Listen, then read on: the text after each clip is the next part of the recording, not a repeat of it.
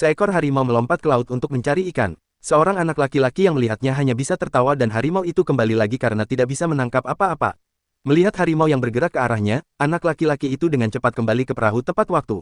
Agar merasa tetap aman, ia menarik rakitnya ke atas perahu. Sang harimau berusaha untuk naik ke atas, tetapi anak laki-laki itu justru mengambil sebuah kapak bersiap untuk membunuh harimau tersebut. Namun pada akhirnya ia mengurungkan niatnya, mungkin karena rasa belas kasihnya.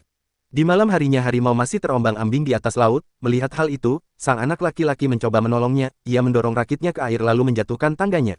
Tepat sebelum harimau naik, sang anak sudah berpindah ke rakitnya untuk menghindari ancaman sang harimau. Pagi harinya ketika anak laki-laki itu ingin mencari persediaan makanan, secara tidak sengaja ia membangunkan harimau. Namun belum sempat bereaksi, tiba-tiba sebuah benda mengenai tubuhnya hingga ia terjatuh.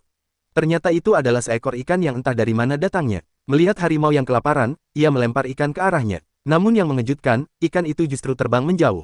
Di saat yang bersamaan dari arah depan segerombolan ikan terbang datang ke arahnya. Bahkan dari dalam laut seekor tuna berukuran besar melompat ke perahu mereka. Melihat situasi ini, sang anak laki-laki mempunyai ide untuk melatih harimau supaya bisa dikendalikan. Hanya dengan sebuah tongkat bambu ia berusaha menjinakkan hewan buas itu. Awalnya harimau melawan, tetapi anak laki-laki itu terus menekannya mundur ke belakang dan akhirnya harimau itu mulai menyerah. Melihat harimau yang sedikit tenang, ia mengambil tuna berukuran besar dan menaruhnya di belakangnya. Dengan rasa laparnya, sang anak menyantap ikan itu dengan lahap dan harimau terpaksa menyantap ikan-ikan kecil itu. Keesokan harinya saat ia terbangun, ia mendapati harimau berjalan mendekatinya. Ia bersiap untuk melawan namun begitu melihat tongkat di tangannya harimau itu menjadi takut. Melihat kesempatan itu, sang anak laki-laki mengambil sebuah daging di kantongnya dan menaruhnya di ujung tongkat. Dengan pelan-pelan ia memberikannya ke harimau itu. Saat itu juga suasana kembali menjadi tenang lalu ia kembali melempar daging di kantongnya dan sekarang harimau itu baru mengerti bahwa ia sama sekali tidak memiliki niat jahat kepadanya. Sejak saat itu mereka berdua hidup berdampingan, harimau itu tidak seganas sebelumnya. Ketika sedang memancing, dari arah jauh anak laki-laki itu melihat kapal pesiar melintas di depannya, ia mencoba menyalakan suar terakhirnya namun kapal itu tetap tidak melihatnya. Lebih buruk lagi hujan badai tiba-tiba datang, mereka mencoba bertahan dengan sekuat tenaga.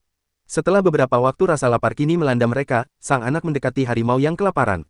Anak laki-laki itu memutuskan untuk tetap bersama harimau berharap keajaiban mendatangi mereka.